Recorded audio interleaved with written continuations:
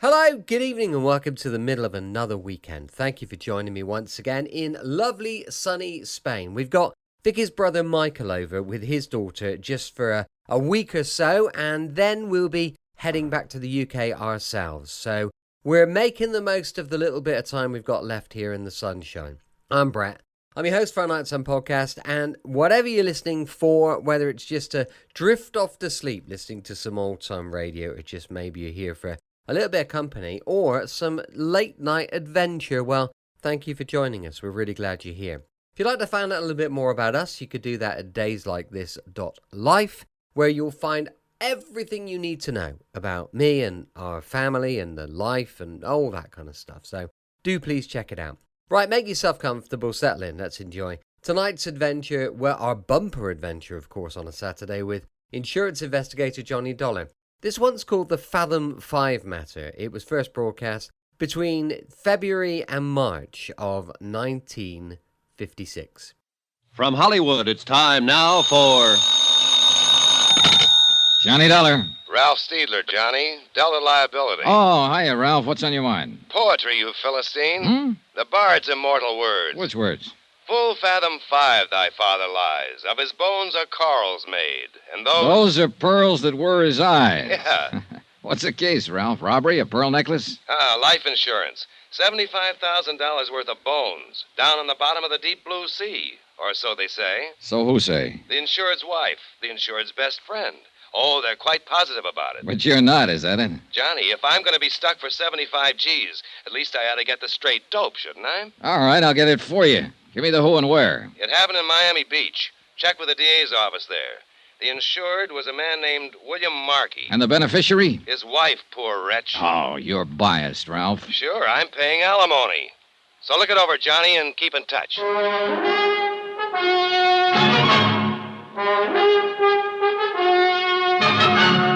Tonight and every weekday night, Bob Bailey in the transcribed adventures of the man with the action-packed expense account, America's fabulous freelance insurance investigator. Yours truly, Johnny Dollar.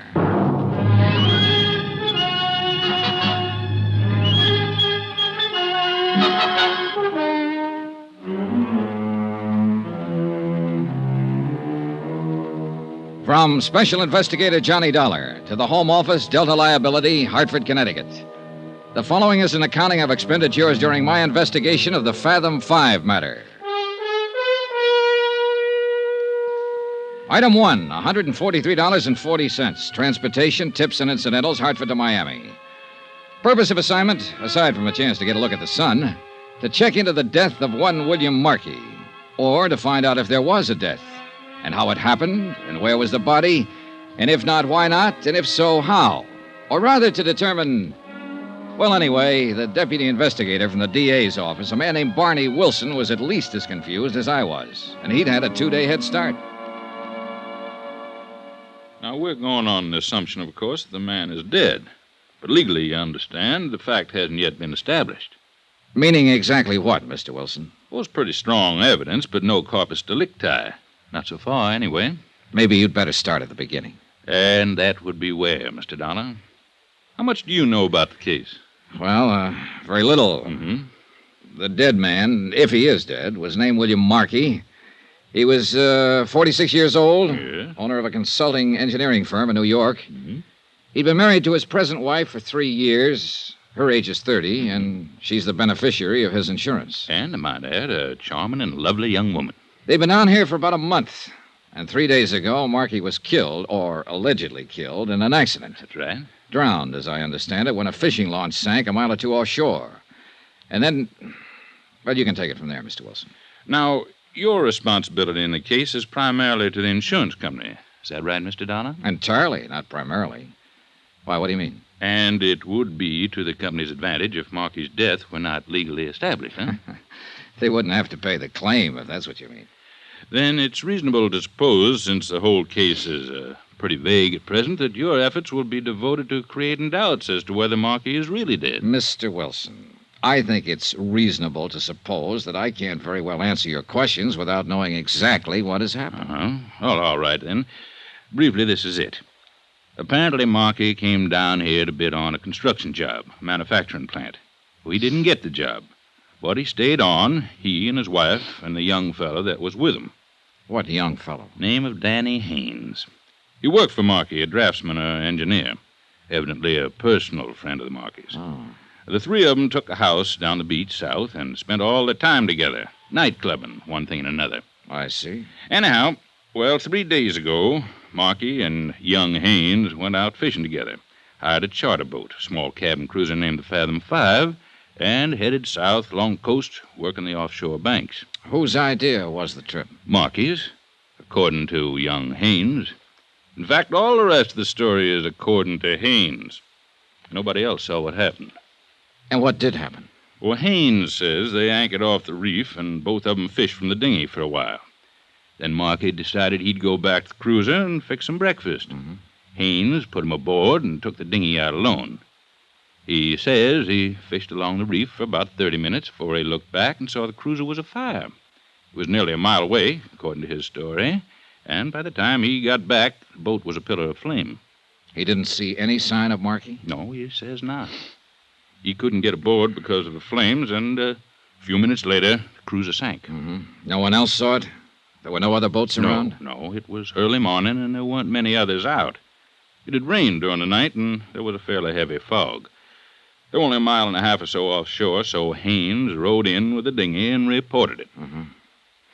Tell me, what was the depth of the ocean where the cruiser sank? Oh, it was only about 50 feet. I've got a salvage company working now to raise it. Get a diver down? Yes, but he didn't find out much. He couldn't get inside the hold. That's about the size of it, huh? Mm-hmm, it is. Until they get that cruiser raised so we can take a look at it. And, of course, it may not tell us a thing. Yeah. What about the currents along the reef where that boat went down? Oh, they're pretty bad. Strong and erratic. A body could be carried through the reefs and on out to sea and never be found. Well, I was thinking more of the possibility of a good swimmer getting into shore. You said they were anchored only a mile and a half out.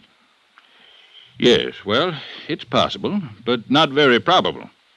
He'd have been seen by Haynes or somebody else. There was a heavy fog, wasn't there? Mm-hmm, fairly heavy. And, of course, Haynes could be lying. Maybe he did see him. I said it was possible. But that's not the line I'm planning to take, Mr. Dollar. So I gather. They'll bring that hull to the surface sometime tomorrow. Now, maybe we'll have some evidence then. Or maybe Markey's body will turn up in the next 48 hours. And if not? Then, Mr. Dollar, I will petition the probate court to declare him legally dead. I suppose you've got some reason for all this, Rush. Yes. I want the fact of death established in order to file a murder charge. Danny Haynes? Who else? It's the old story, isn't it? 2 men go out and only one comes back. Unwitnessed accident. Nothing new about it. No. And it's never been an easy one to prove. Well, it'll be a lot tougher a year from now if you people put up a fight and force the decision up to the Superior Court. Suppose Haynes himself fights it. I wish he'd try. Be the next thing to an admission of guilt. Oh, Mrs. Markey. She has legal status in the case. She could do it, but she won't. Yeah, you're probably right. She wouldn't be likely to throw away $75,000. Well, I can't tell you what we'll do yet, Mr. Wilson. I'll have to look around first, talk to the people involved, get my feet on the ground. Fine. Well, you just do that. Here, I'll give you the addresses. Oh, good. Mrs. Markey is still at the beach house. Young Haynes has moved into a hotel near there. All right, thanks. Say, how did the three of them get along during the month they've been here? Like peas in a pod, from all appearances. Of course, what was going on behind the scenes might have been another story. It usually is. I think that's where we'll find the motive. Not that Mrs. Markey encouraged Haynes at all. She's a fine woman. I know, and she's beautiful. And this is the South. How's that? So long, Mr. Wilson. I'll keep in touch.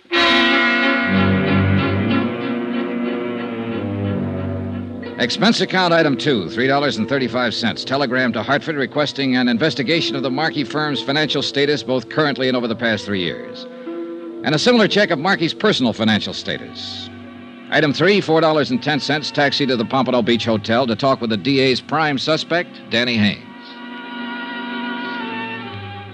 Look, Mr. Dollar, I've been over the whole thing with the police a half a dozen times. I'd still like to ask you a few questions, if you don't mind. They've got the whole story, all I know about it.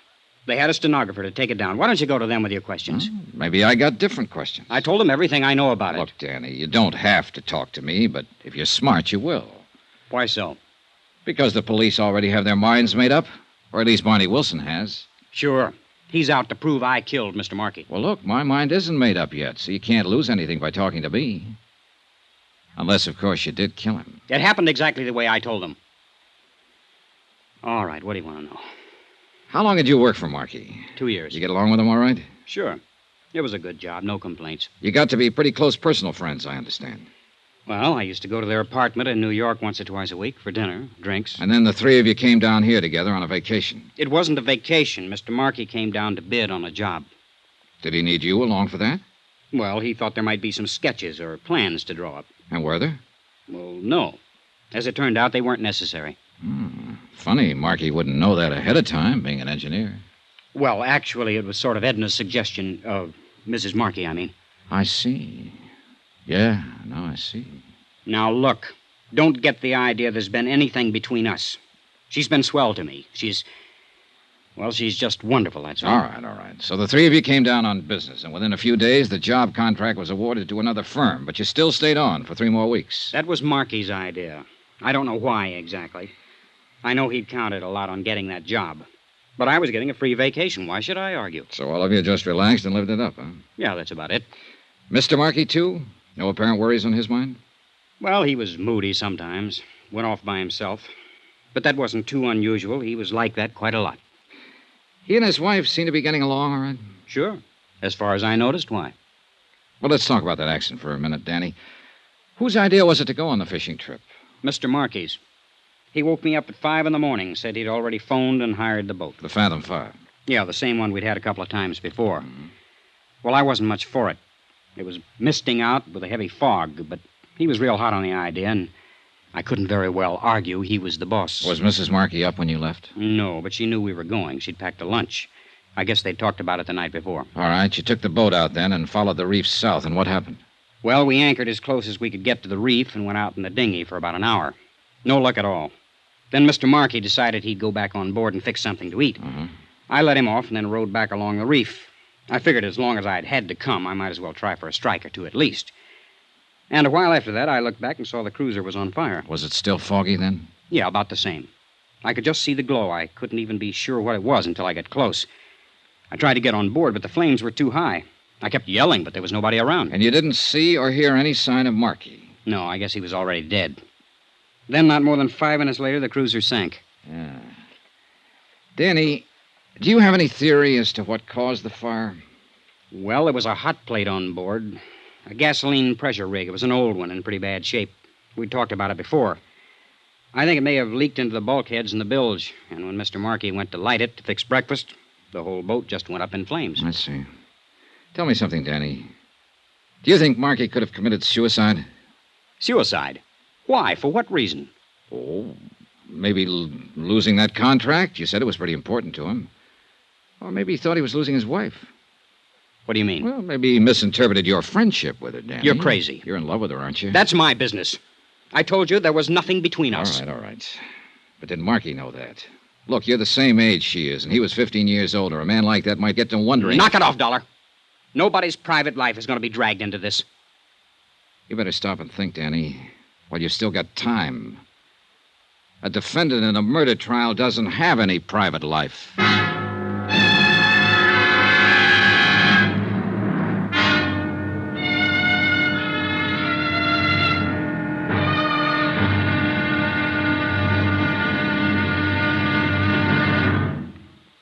Now, here's our star to tell you about tomorrow's intriguing episode of this week's story. Tomorrow, a lady weeps, a lover curses, and a strange, grim relic is brought up from the sea.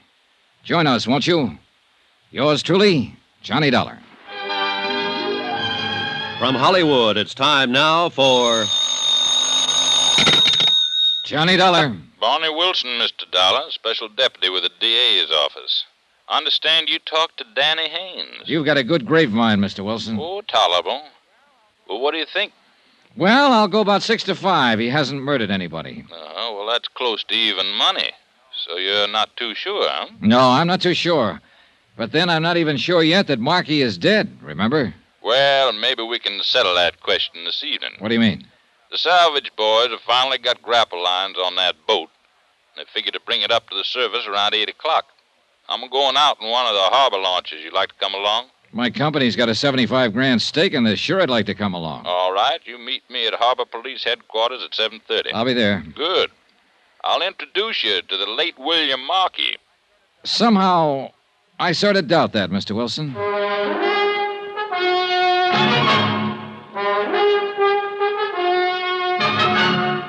Tonight and every weekday night, Bob Bailey in the transcribed adventures of the man with the action-packed expense account, America's fabulous freelance insurance investigator. Yours truly, Johnny Dollar.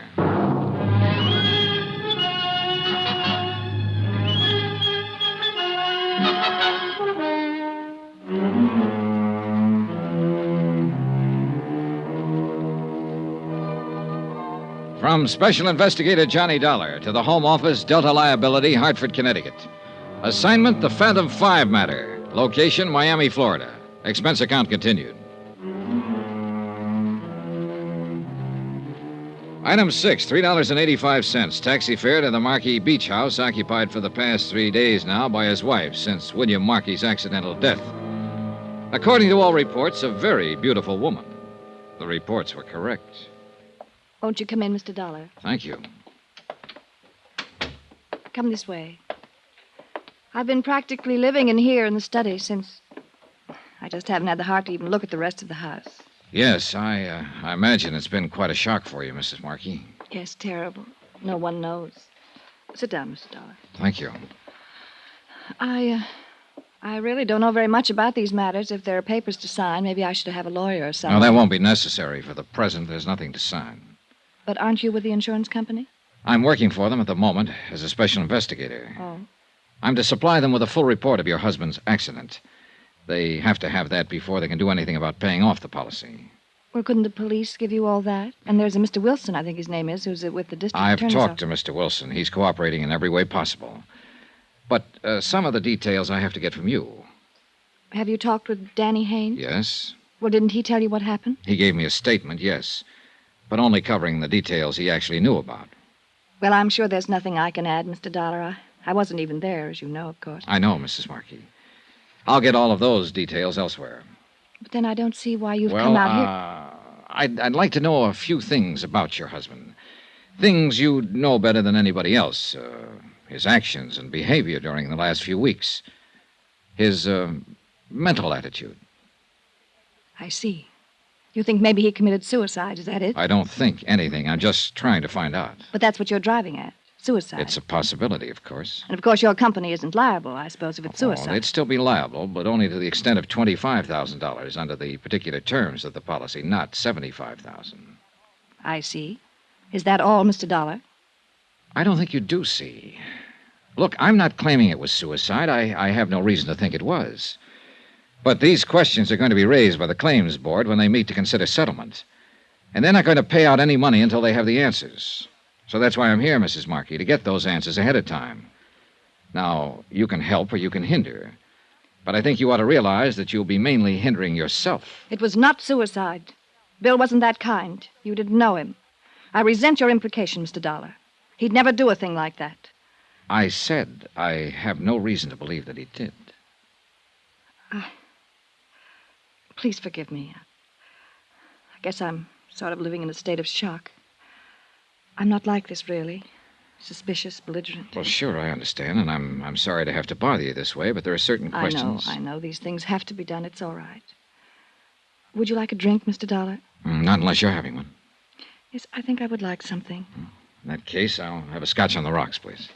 Oh, here, let me fix them. Thank you. Make mine the same. I guess it was the mention of suicide that set me off. Bill and I were married for 3 years. We were completely happy every minute of it. Nobody in the world had less reason than Bill to do a thing like that. What about financial problems? None that I knew about. Did you work before your marriage, Mrs. Markey? I was an entertainer. Chorus? Yes. I suppose that gives you the usual impression. Well, do I seem like a visiting fireman? No, but... I just thought you might have been a dancer because you carry yourself so well. Lithe and graceful. Well, I've been away from it for quite some time. It doesn't show. Here's your drink. Thank you. Maybe it'll help me relax a little. I think it might. Tell me, Mrs. Markey, how did your husband and young Haynes get along? Well, that should be obvious. We brought him down here with us. Had him living here in the house for a month. But I understood that was primarily your idea. Who said that? Did you suggest bringing Haynes along, or was it your husband? Well, I might have. I don't remember how it came up now, but Bill was all for it. Otherwise, he'd have put his foot down. Any possibility that he resented Haynes' presence but kept it to himself? Of course not. Why should he? I don't know. Well, if you're trying to imply something... I'm not. I'm just asking. I understood your husband had spells of brooding during the last few weeks, and I was trying to find out the reason for it. If he did, I'm sure I didn't notice it. What are Danny Haynes' feelings towards you? I think you're pretty insulting. I wasn't intending to be. Well, what would you call it? Just another routine question. I wasn't meaning to imply that you encouraged him in any way. I certainly didn't. But he's young, impetuous. You're very attractive. Maybe he cooked up crazy notions without any encouragement. He thought of me as a friend, that's all. No attitudes on his part that your husband might have misinterpreted. I don't believe I care to answer any more questions like these, Mr. Dollar. Look, I'm not just asking them for my own pleasure, Mrs. Markey. I'd a lot wonder. rather not ask them, but I've got a job to do. Well, I fail to see why it's necessary to probe into our private lives. All right, I'll tell you why. Your husband supposedly died out there beyond the surf when a cruiser burned and sank. What do you mean, supposedly? His body hasn't been recovered, so at present the evidence of his death is purely circumstantial. In fact, there isn't much evidence one way or another. But who could possibly doubt it? The insurance company will doubt it, Mrs. Markey, and they'll hold up processing any claim for payment until one of two things happens. Until I turn up sufficient proof of death to convince them, or until a court declares your husband legally dead. I didn't realize... Barney Wilson from the DA's office, for reasons of his own, is going to file for an immediate court decision. I'm pretty sure of that. But as things stand now, my company will fight it. And with no more evidence than Wilson has, they'll be able to fight it successfully. But all those questions, what was the point? What were you driving at? Your husband's death had to result from one of three possible causes. 1, an accident. 2, suicide. 3, murder. Murder? But there was no one with him except... Do you mean Danny? That's one possibility. 1 out of 3. Oh, no. I've no reason at the moment to give it any more weight than the other 2. But there is one thing certain, Mrs. Markey. In view of the circumstances, not one cent of insurance is going to be paid until one of those causes is proved. But what can I do? I don't know anything about it. Maybe you don't. Or maybe there's something you've forgotten, don't think is important. Or something you haven't wanted to talk about. I don't know, of course. But it might be worth thinking about. It was nearly dark when I left the house, and I wouldn't have noticed the man standing under a palm tree by the driveway if he hadn't made a sudden move to get out of sight. Then when I walked toward him, he scurried out of the drive and slipped into a car parked at the street. I could see it was an old model, but I couldn't identify the make. I caught the last 3 numbers on the license plate before it disappeared around a bend. I couldn't quite figure it. It might have been Haynes, or some ghoulish swindler who was scared off when he saw the widow wasn't alone. The numbers were 642.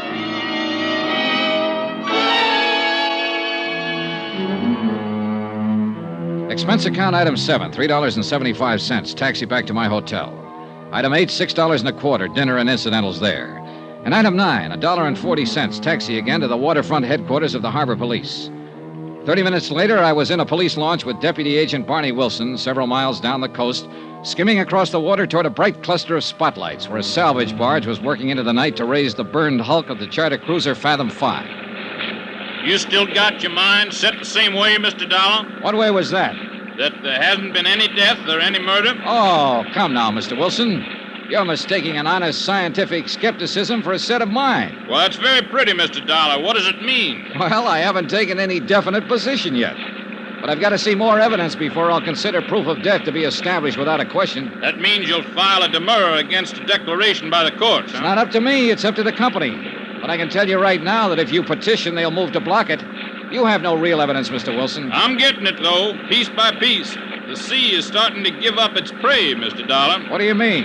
The boys found his shoe late this afternoon, washed up in the surf, just about where you'd expect to find it if it had been carried in by the current. Identifiable? From the same New York shop that Marky's other shoes came from. Same size, same style. Well, it's something, all right. But it's still not conclusive. What do you ask? That Marky walks up and tells you he's dead? No, I guess I'd settle for just seeing him that way. Oh, by the way, I wonder if you could have an auto license checked for me. A partial license on a used car, Florida plates. The last three numbers are 642. Well, it might take a while with no more than that to go on. Well, I've got an idea the car may have been purchased within the last 3 weeks or so. Maybe that'll narrow it down.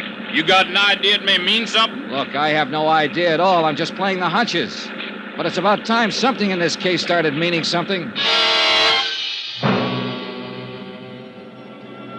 We edged the launch up the side of the barge, tied up to a stanchion, and climbed on deck. The power winches on the derricks were still grinding away, and the sunken hull of the burned cruiser was nearing the surface. A crew of men waited with salvage pontoons, ready to float the supporting cradle into place as soon as the waterlogged hulk was raised. Wilson and I stood by the rail, watching, not talking, wondering, I suppose, what answers the wreck might supply us with. The taut steel cables inched their way slowly up from the depths. And finally, the boat itself broke the surface of the water. Then the men moved in with the pontoons, and other crew members dropped a suction hose into the water-filled hull and started to pump to empty it. Finally, the whole thing was high enough so we could see that the cabin and the deck were badly burned, almost destroyed. But strangely enough, the hull itself seemed to be undamaged. Then Wilson and I both noticed something at the same time, a solid column of water spouting from a round hole near the keel of the boat. And we both realized what it meant. Look, Dollar. Look there. Somebody opened the seacocks. Somebody left them wide open. So one thing is certain. It wasn't an accident. She was sunk deliberately. That's exactly what I've been trying to tell you right from the start. Huh? William Markey was murdered.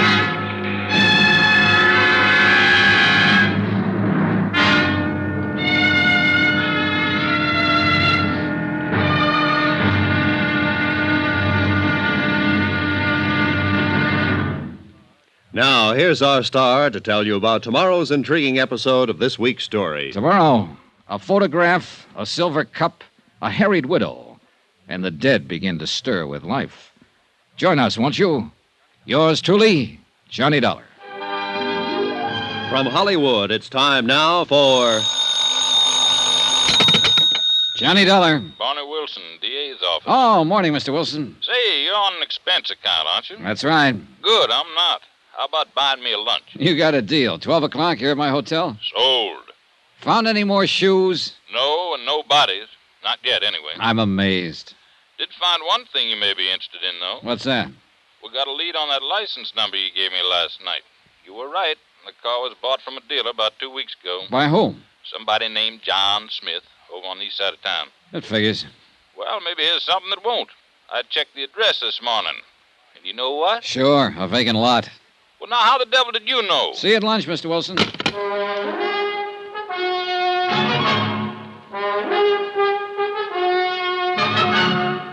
Tonight and every weekday night, Bob Bailey in the transcribed adventures of the man with the action-packed expense account, America's fabulous freelance insurance investigator. Yours truly, Johnny Dollar.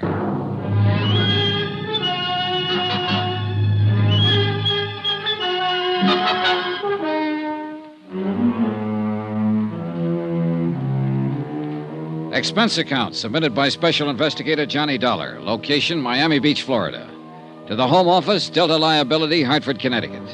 Assignment, the Fathim Five Matter. A sunken cruiser that refused to give up its dead. Item 10, $4.80. Lunch with DA Deputy Barney Wilson. A man who'd made up his mind about the case before I'd even arrived in town.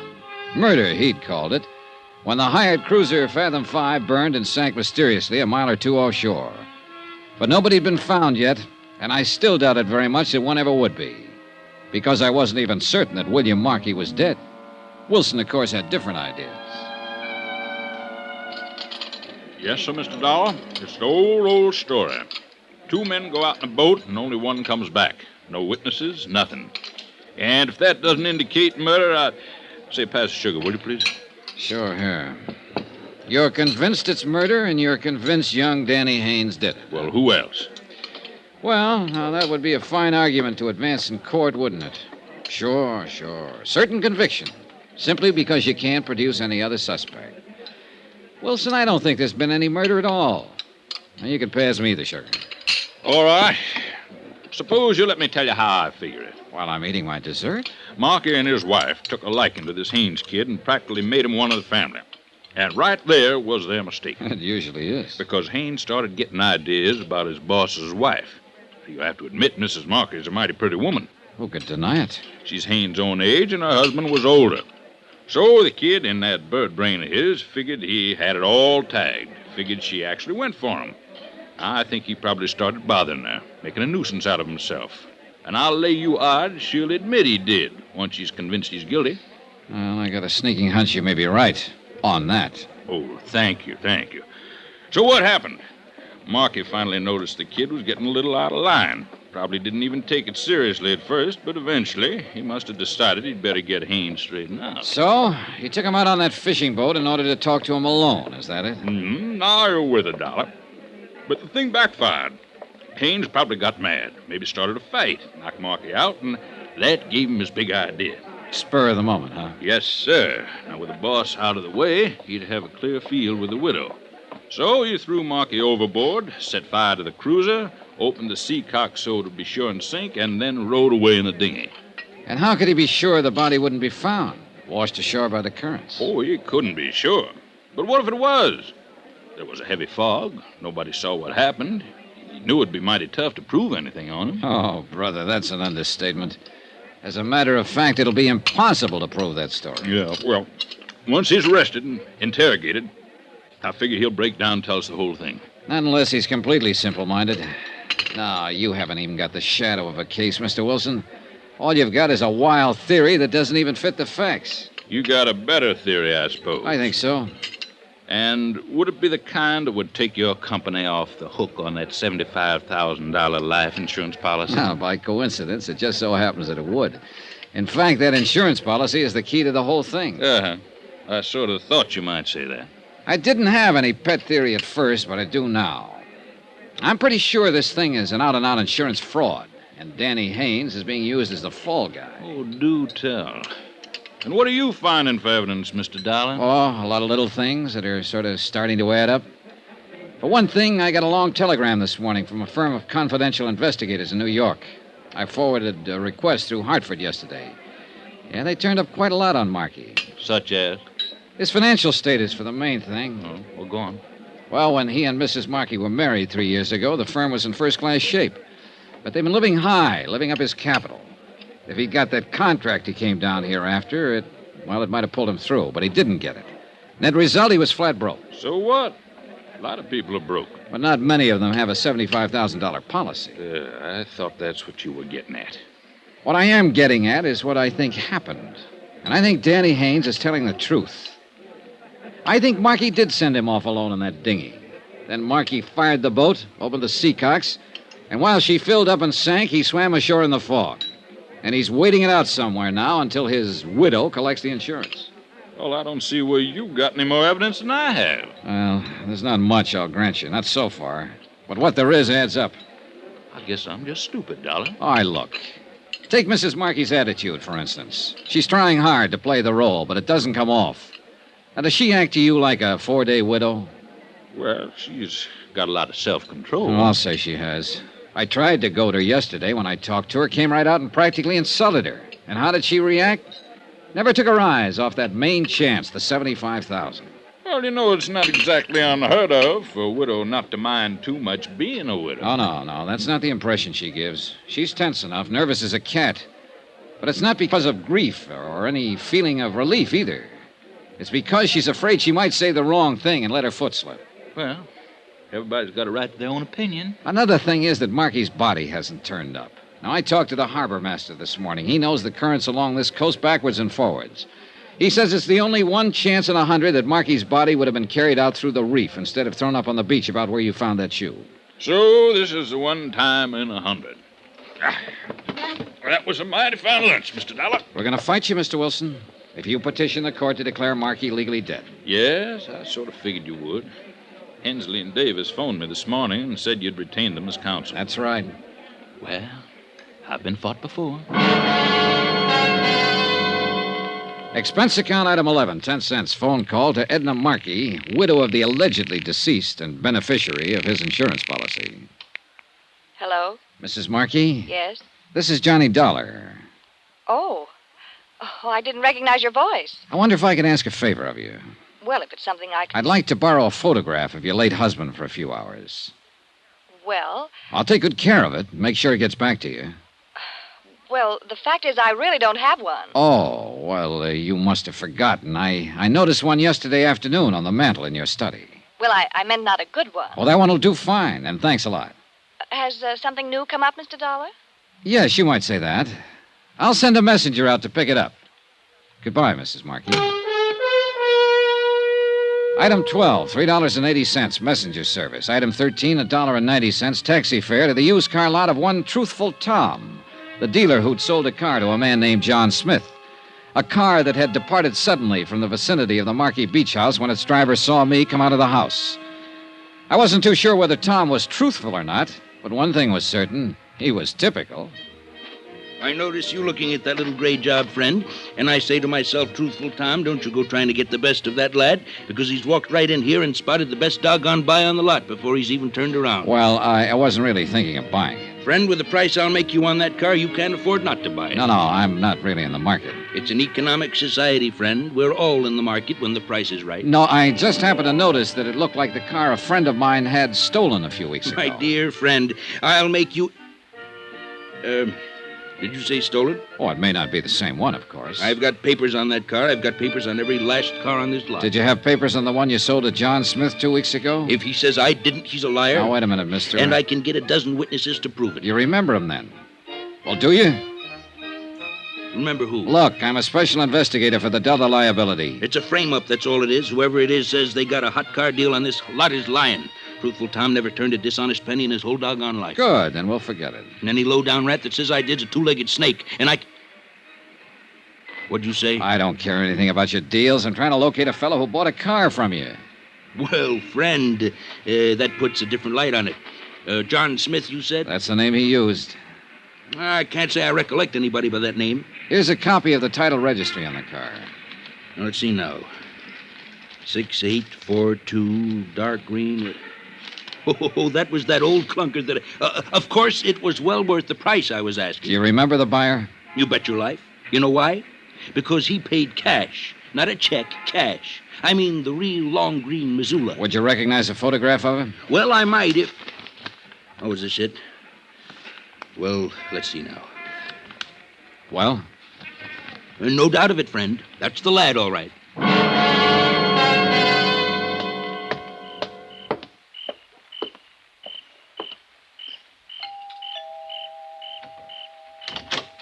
Good evening, Mrs. Markey. Mr. Dollar? I brought back the photograph of your husband. Oh, there wasn't that much hurry about it. Did it help any? Quite a bit. Do you mind if I come in? Well, all right, of course. Thank you. You know, I've been trying to think all day long what you could possibly want with that picture.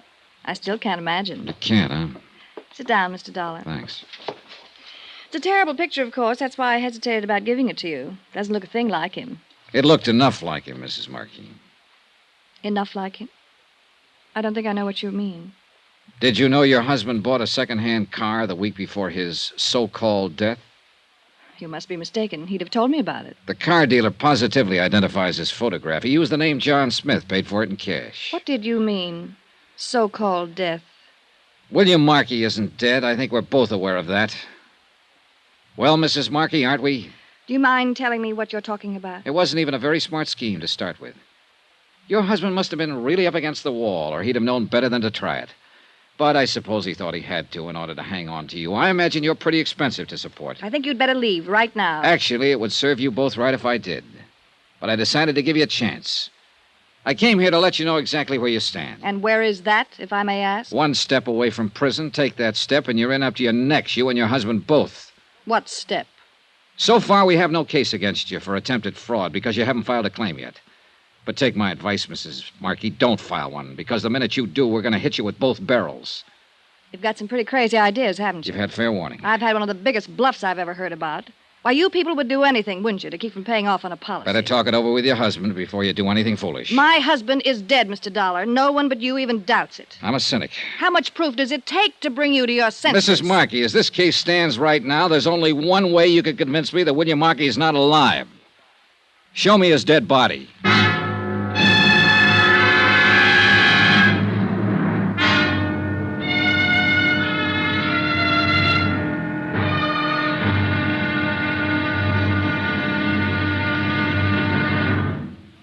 Now, here's our star to tell you about tomorrow's intriguing episode of this week's story. Tomorrow, a crazy kid in love, a right decision by a court, and then the whole case smashes wide open.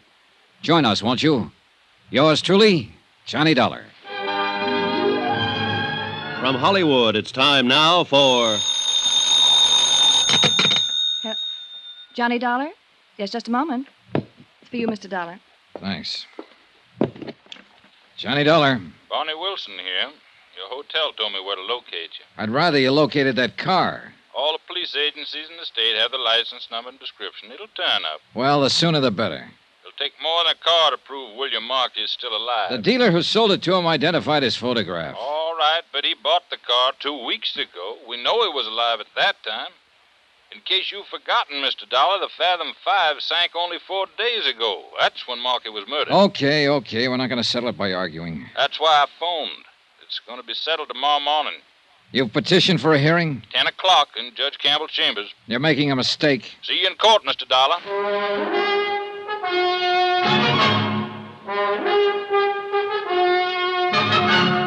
Tonight and every weekday night, Bob Bailey in the transcribed adventures of the man with the action-packed expense account, America's fabulous freelance insurance investigator. Yours truly, Johnny Dollar.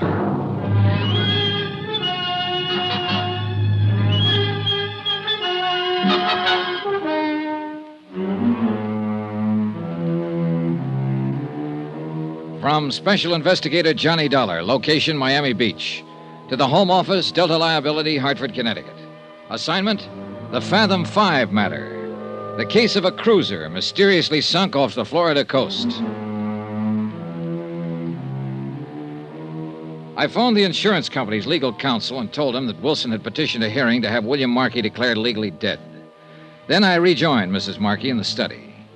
She was tense and on edge, pacing the floor and smoking nervously.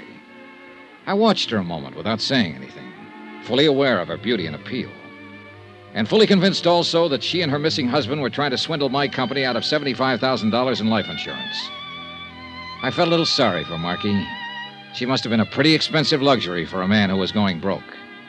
But then I stopped feeling sorry. I remembered that they'd tried to set up young Danny Haynes as the fall guy for murder.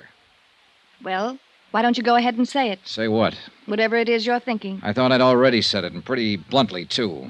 You made some wild accusations. Not so wild. I've got some fairly solid facts to back them up.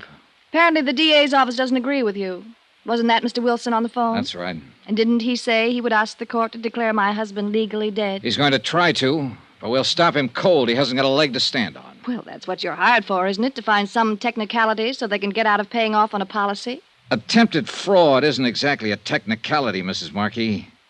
Now, I'll repeat that advice I just gave you. Get in touch with your husband. Tell him the scheme is off. It won't work. And don't file a claim for that life insurance. You'd like that, wouldn't you? You'd just love to bluff me out of $75,000. No. I just kind of hate to see you go to prison, that's all. And that's exactly what is going to happen if you file that claim. You keep talking about some scheme. What scheme, Mr. Dollar? You want it laid right on the line, huh? I'd just like to know what you're talking about. And just how much I've figured out. All right, I'll paint it for you in black and white. Your husband was broke, flat broke. I'm not guessing there. I got a report on him from a financial investigator in New York. I knew nothing about his business affairs. That I wouldn't know. Anyway, he thought he saw a chance to pull off a swindle on the basis of the only thing he had left, that $75,000 life insurance policy. So the two of you worked it out together.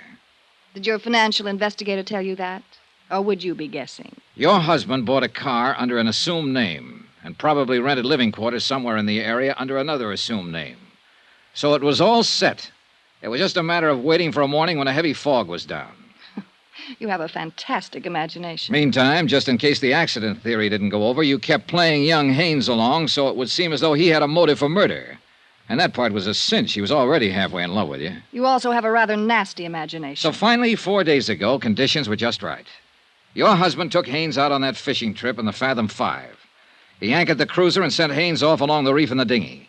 Then he set fire to the boat, opened the seacock so it would be sure to sink. He swam ashore and drove off in the car that he'd bought for exactly that purpose. As I understand it, Mr. Dollar, that cruiser was anchored a mile or two offshore. Are you actually suggesting my husband swam that distance? You mean that's something else you supposedly didn't know about? What? Oh, that report from New York was more complete than you seem to realize. William Markey has been a member of the Greenpoint Athletic Club for years. He won silver cups in the Long Island Sound Marathon Swim 3 different times. I knew he belonged to the club, of course, but I assumed it was more Of social. course he could swim that far. That particular talent was probably what gave him the idea for the whole thing. There's no proof, you know. Not one bit of real proof. There will be, if you try to collect that insurance. We'll turn up enough proof to reach all the way from here to the state prison. So if you try to... Will you excuse me, please? Yeah, sure. I'll be right back. I lit a cigarette and waited for her, wondering why I even bothered to come here. I was fed up with it, sick of the whole thing. Fraud cases are like that, messy and dirty. You see people with a mask down and you get a look inside. And you get to wondering if everybody's like that. Wondering if you'd be like that yourself, maybe, if the price were right. And if you are, you hope you never find it out. All I wanted at the moment was to leave the house, wind the thing up, and get out of town. I'm sorry, Mr. Dollar. It was somebody looking for an address. I mean, they had a wrong address. I see. Well, I think we at least understand each other now. Yeah, I'm sure we do. And I can say only one thing. You're wrong. You're completely and absolutely wrong. Maybe. I wish you weren't. I wish my husband were still alive, even under the circumstances you believe. Maybe I wouldn't be on the verge of a nervous breakdown, trying to hold on to my sanity. Maybe I wouldn't be crying alone at night. You have my deepest sympathy, Mrs. Markey, for everything you're going through. There's no use at all in trying to talk to you, is there? Not unless you care to tell me where to find your husband. Good night, Mr. Dollar.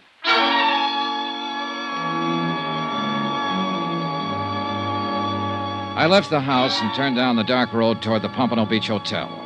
I'd planned to pick up a taxi there, but after that unknown visitor came to Mrs. Markey's door, I'd made a slight change in the plans. Whoever it was hadn't been a stranger, that I was sure of. She'd been too nervous when she came back into the room. It was someone she hadn't wanted me to know about, and I was pretty certain I could guess who.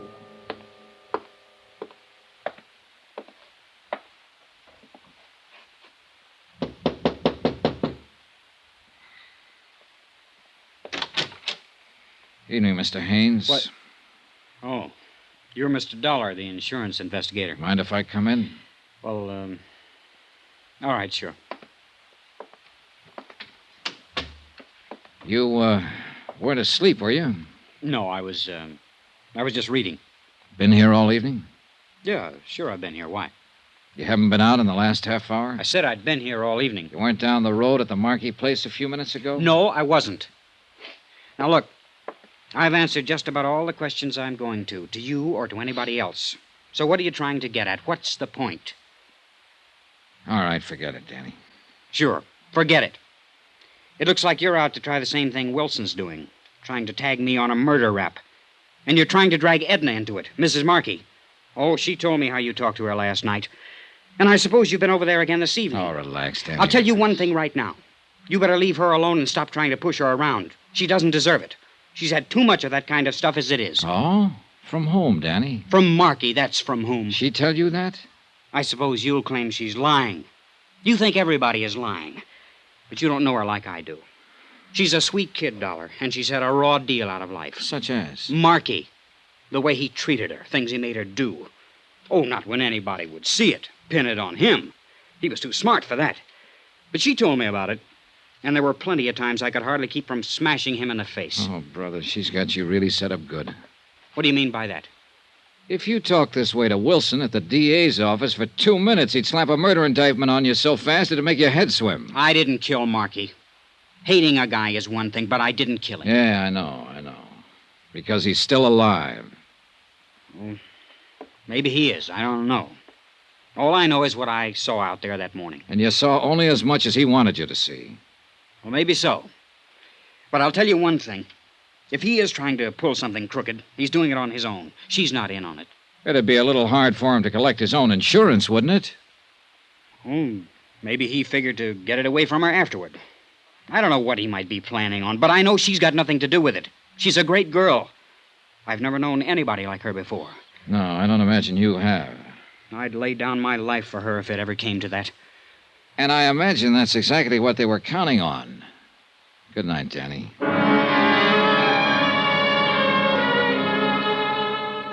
Expense account item 16, $1.90. Taxi fare the following morning from my hotel to the courthouse. I got there at 9:30 and went over the case with Jim Davis, local counsel for the insurance company.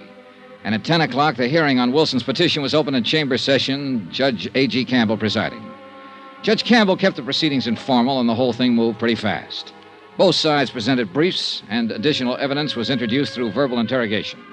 No witnesses were called. By 10:30, the cases for both sides had been completed.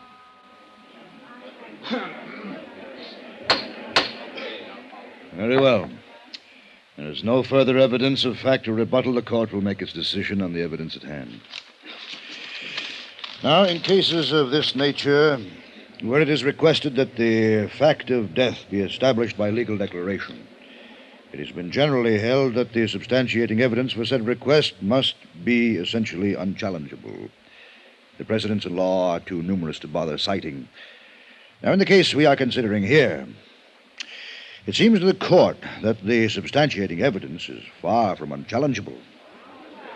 In point of fact, it would seem that the bulk of the evidence indicates that William Markey may indeed be still alive. Now, the court would be powerless to act even in the face of a reasonable doubt. And the contrary evidence here is a good deal stronger than a reasonable doubt. Therefore, in the matter of the request made herein that William Markey be declared legally dead, it is the court's decision that the petition not be granted. If new evidence becomes available at some future time, the petition may be resubmitted. The court is adjourned.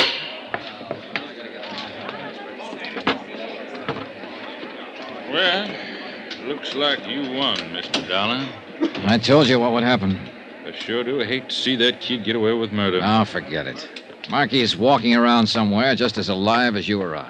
Well, we've all got a right to our opinions, Mr. Dollar. I say he's floating around out there in the Atlantic somewhere. That's what he meant for us to think. Maybe so, but Pardon me, Mr. Wilson. A message was phoned in for you, but they wouldn't let me in the courtroom. Oh, thank you, old man. Will you excuse me, Mr. Dollar? Sure. Go ahead and read it. The minute I step out of that office, somebody's bound to start calling. Well. What's the matter? Mr. Dollar, the Coast Patrol hauled a man's body out of the surf about an hour ago. Been drowned. So? They got a quick check on his prints. It's William Markey.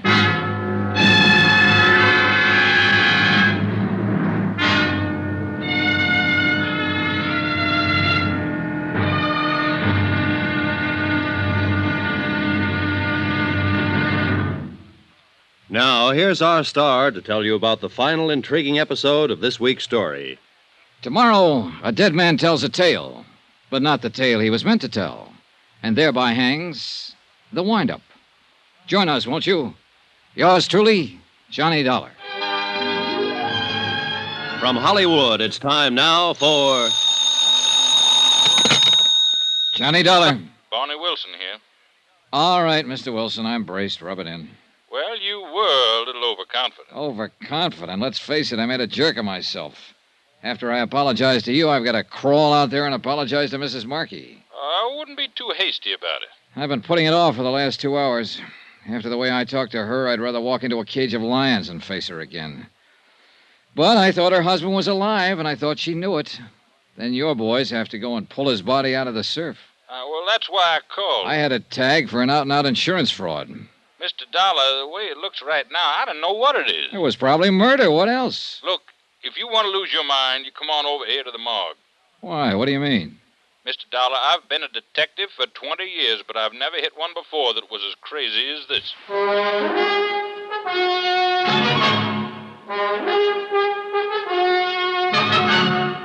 Tonight and every weekday night, Bob Bailey in the transcribed adventures of the man with the action-packed expense account, America's fabulous freelance insurance investigator. Yours truly, Johnny Dollar.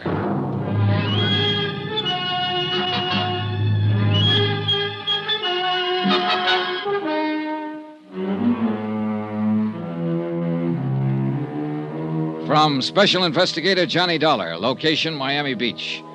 To the Home Office, Delta Liability, Hartford, Connecticut. Assignment, the Fathim Five Matter. It happened to involve a $75,000 insurance policy. Item 17, $1.60, taxi from my hotel to the county morgue. I couldn't figure what Wilson meant. When the cruiser Fathom 5 burned and sank and William Markey's body wasn't found, I thought I'd spotted an attempted insurance swindle. I'd even warned Mrs. Markey not to try to file a claim. And then, a few hours ago, Markey's drowned body had been washed up on the beach. Wilson should be happy. He'd been proven right. But instead, he'd sounded more mixed up and uncertain than he'd been before.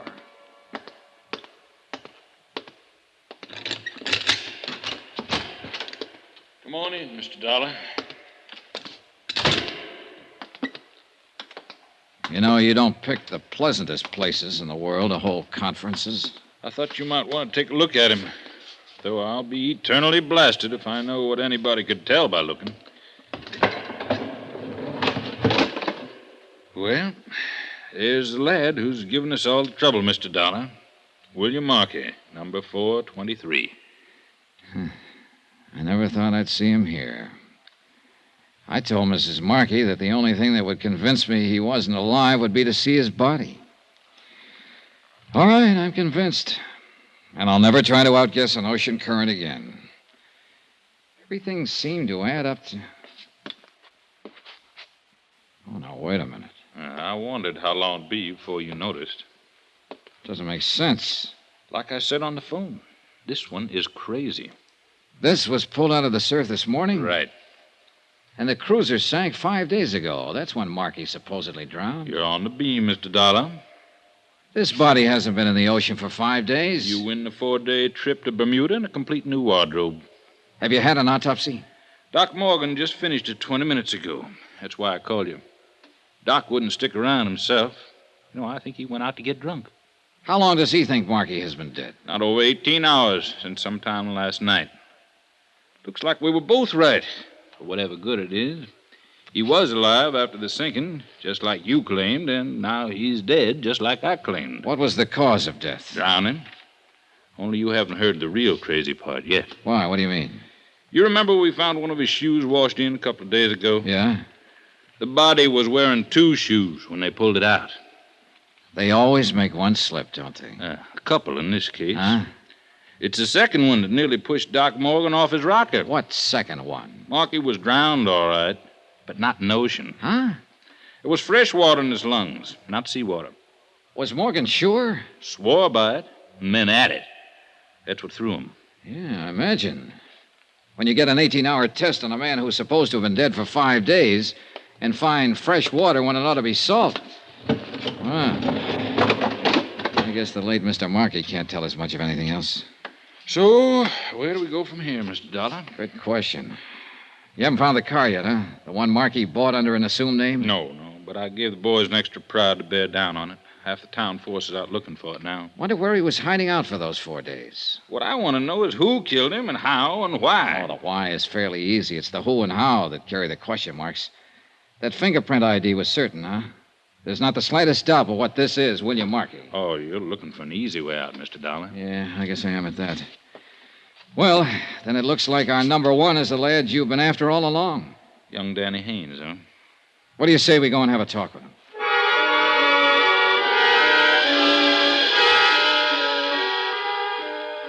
Only one thing was wrong with the idea.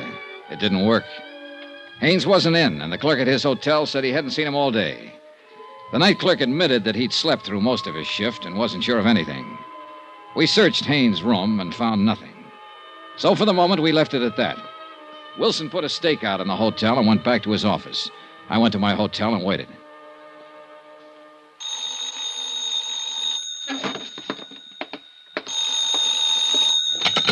Johnny Dollar. Barney Wilson. Yeah, what's up? We finally got a break. The boys found that car. Where? Parked at the curb out on the east side of town. May have been abandoned there, or it may be where Markey was hiding out. It's in front of an apartment house. Have they checked through it yet? No, they haven't touched it. I'm leaving to go out there now. Want me to swing by and pick you up? If you don't, I'll sue you. I'll meet you out in front of the hotel. We stopped a block away and walked up to the apartment house. The car was still parked at the curb, and the plainclothesman watching it said no one had been near it. We went on inside and found the landlady, identified ourselves, and started questioning her. Luck seems to still be with us. Well, you see, most of my guests are permanent, as you might say, or at least as permanent as renters ever are. Yes, we understand. In fact, the only unit I've let in the last 2 months is number 14. That's up one flight with a pull-down bed. When did you rent that one? Well, let's see now. I think it was about 10 days ago. He paid a month's rent in advance. What was his name? Mr. Jones. A very nice, quiet, middle-aged fella. Live by himself? Oh, yes, and never went out much. After he moved in, that is. He didn't stay here for the first 4 or 5 days after he rented it. Until the night the Fathom Five sank. When did you see Mr. Jones last? Well, it's a funny thing. He went out yesterday evening and he didn't come back at all. What kind of a car did he drive? Oh, good heavens, I don't know. But you can look for yourself. It's parked out there at the curb. A friend of his brought it by a while ago. What? What's the friend's name? Why, I didn't ask him. He's an awful nice young fella. He said Mr. Jones was going on a trip and sent him to pick up his belongings. And he had Mr. Jones's key, so I decided it was all right. He's up there packing now.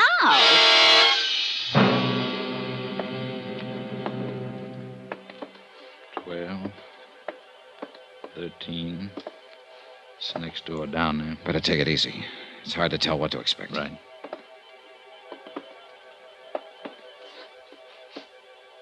He's in there, all right. Try the knob. Easy. It's locked. And there isn't much choice. Who is it? Open up, Haynes. We want to talk to you. I said open up. Get away from that door. Watch it, Wilson. I'm warning you, don't try to come in. Well, we know now what to expect. I'll cover the door here, Dollar. You go down and tell Dave to cover the outside windows and call in for a couple of squad cars. Right. Hey, he's going out that window. There must be a fire escape. Come on, let's hit the door.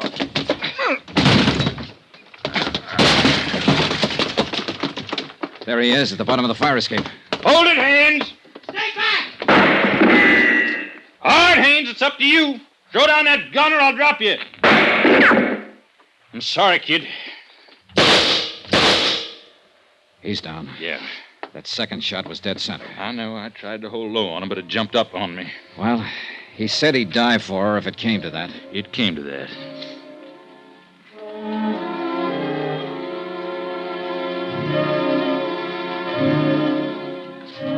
It was after dark when Wilson and I drove out to the Marquis Beach House. There were no lights on and nobody answered the doorbell. So Wilson forced entrance and we shook the place down. We found evidence of a struggle in the study and in the bathroom. Water from the bathtub had overflowed behind the tile and was still seeping out along the baseboard. We found a dressing gown of Mrs. Markey stuffed in the back of a closet, soaking wet. Piece by piece, Wilson collected his evidence, and the picture became more and more clear. He phoned in for a fingerprint crew and went on working. I left him there and went back into town to my hotel and took the elevator up to my room.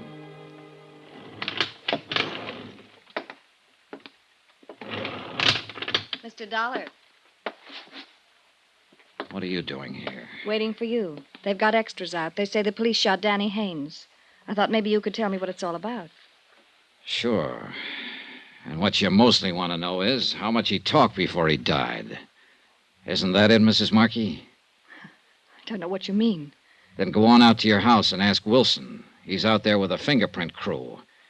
And I imagine he can tell you anything you want to know by now. I slipped up last night. I thought it was Haynes who came to your door. But it wasn't. It was your husband. And you told him to come back later. Then when I left, you called Haynes and had him come over. If he said that, he lied. I even gave you the idea for it myself. When I said the only thing that could convince me your husband wasn't alive would be to see his dead body. So you talked Haynes into helping you provide the evidence I said I'd have to have. My husband's body was found in the ocean. They told me that this evening. Yeah, but he didn't die there. He was drowned in the bathtub at your house, and you and Haynes did it. You're out of your mind. Danny Haynes was lying. Then go tell Wilson. It's his job now, not mine. Maybe you'll be able to convince him, but I doubt it. And I'm pretty sure you won't be able to convince a jury. You think not. I'll get the best lawyer money can buy. Yeah, you do that, Mrs. Markey, but don't plan on using any of that insurance money for it. Why not? Because there won't be any. That policy was already void when you and Haynes killed your husband last night. What? An attempted fraud cancels a policy the minute it's committed. In other words, Mrs. Markey, 5 days ago when your husband sank the Fathom Five and tried to play dead. I don't believe it. You've lost out all the way around, Mrs. Markey. Your husband, your boyfriend, your insurance claim. And now you stand a pretty good chance of losing your life. A 4-time loser. That's really a record.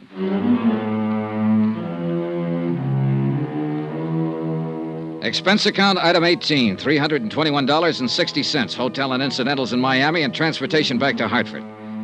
Expense account total, $684.95. End of account, end of report. Remarks? You quoted a line of Shakespeare at the start of this case, Ralph. Full fathom five, thy father lies. Well, you're wrong. It turns out to be the widow who lies, and lies, and lies. Yours truly, Johnny Dollar.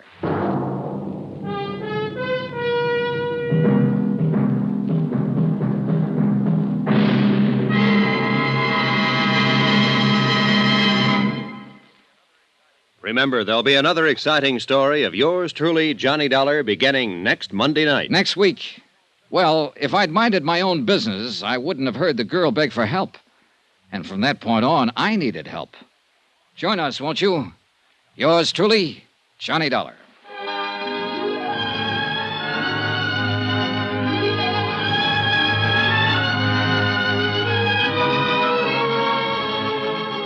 Yours truly, Johnny Dollar, starring Bob Bailey, is transcribed in Hollywood. Written by Les Crutchfield, it is produced and directed by Jack Johnstone. Heard in this week's cast were Mary Jane Croft, Barney Phillips, Carlton Young, Eleanor Audley, Sam Edwards, Shep Menken, and John Daner. Musical supervision by Amerigo Marino. Be sure to join us on Monday night, same time and station, for another exciting story of yours truly, Johnny Dollar. This is Roy Rowan speaking.